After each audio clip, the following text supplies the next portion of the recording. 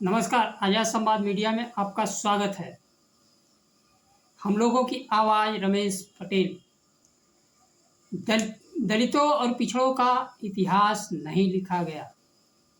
समय के साथ खबर पाने के लिए चैनल को सब्सक्राइब करें। नमस्कार, खबर विस्तार से। बाबा साहब अम्बेडकर ने 20 मार्च 1927 को महान सत्याग्रह के जरिए जातिगत भेदभाव को सीधी चुनौती दी थी। इसी वजह से कांग्रेस नेता राहुल गांधी ने शिक्षाविद अर्थशास्त्री सुखदेव थोराट के साथ दलितों के शासन, शिक्षा, नौकरी और संसाधनों तक पहुंच और जाति जनगणना के विषय पर चर्चा की।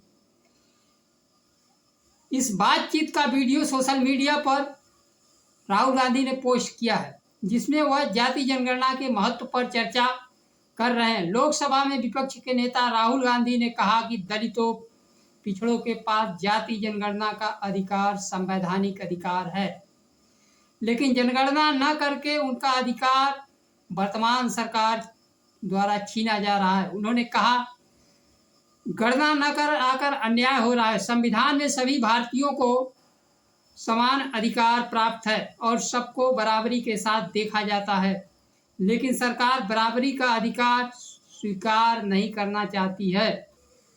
सुखदेव थोराट ने कहा कि बाबा साहब के प्रयासों से हमें संविधान में बराबरी का हक हासिल है, लेकिन फिर भी रीति रिवाज और धार्मिक विश्वास में बराबरी नहीं मिल पाई है और वहाँ उच्च जातियों का दबदबा है। उन्होंने कहा,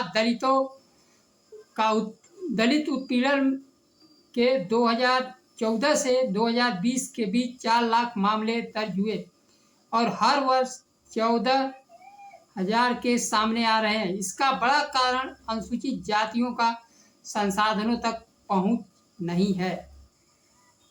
राहुल गांधी ने कहा कि भारतीय जनता पार्टी आरएसएस ने दलित, आदिवासी, पिछड़ों का इतिहास मिटा दिया है। इस पर प्रोफेसर सुखदेव थोराट ने कहा कि रिसर्च और पाठ्यक्रम उच्च जातियों के हाथ में है।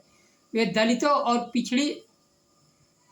पिछड़ी जातियों के वास्तविक हालात के बारे में नहीं लिखेंगे।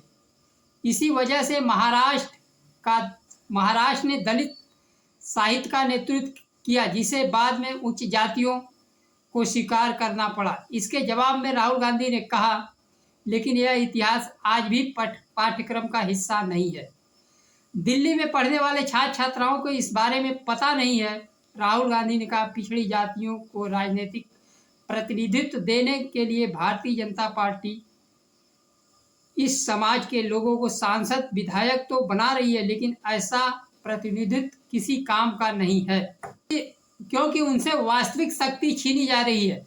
संस्थागत शक्ति, नौकरशाही, कारपोरेट और खुफिया, खेल, मीडिया आदि एजेंसियों में कोई प्रतिनिधित्व दलितों, पिछड़ों का नहीं है। उन्होंने कहा, शिक्षा प्रणाली, स्वास्थ्य सेवाओं और नौकरशाही पर किसका कब्जा है, यह जानना एक मौलिक राष्ट्रवादी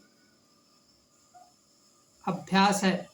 कांग्रेस नेता ने कहा, मुझे लगता है जाति जनगणना का समर्थन न करना असल में राष्ट्र विरोधी है, क्योंकि साफ है कि आप देश की सच्चाई स्वीकार करने को तैयार नहीं हैं। गुरुवार को केंद्र सरकार की तरफ से राज्यसभा में जजों की नियुक्ति का आंकड़ा 2018 से लेकर अभी तक का पेश किया गया। कुल 715 जजों की नियुक्ति की गई।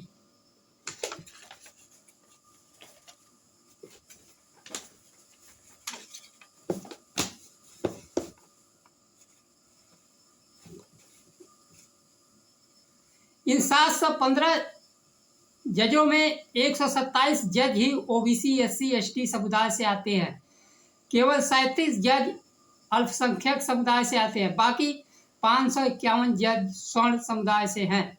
उच्च जातियों के आंकड़ा को लेकर राजनीति गरमा सकती है। लोकसभा में विपक्ष के नेता राहुल गांधी ने जाति जनगणना कराने की मांग करते रहे हैं। जिसका जितनी आबादी उसकी उतनी हिस्सेदारी, ये आंकड़ा सदन में केंद्रीय कानून मंत्री अर्जुन मेघवाल की तरफ से जारी किए गए। जाति जनगणना इसी असमानता की सच्चाई सामने लाने के लिए महत्वपूर्ण है। डॉक्टर अंबेडकर द्वारा शुरू की गई 98 साल पहले आज भी हिस्सेदारी को लेकर लड़ाई जारी है।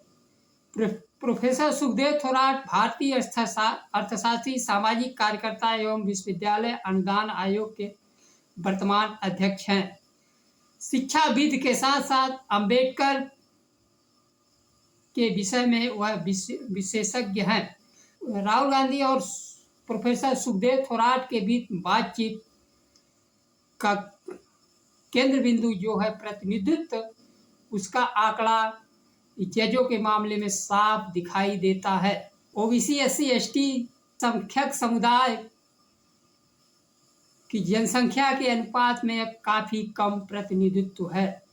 तो इस बातचीत से जो मूल समस्या निकल कर आएगी, सारे समस्या के जड़ में जाति जनगणना है। अब देखना है कि वर्तमान सरकार जाति जनगणना करवाती है या नहीं।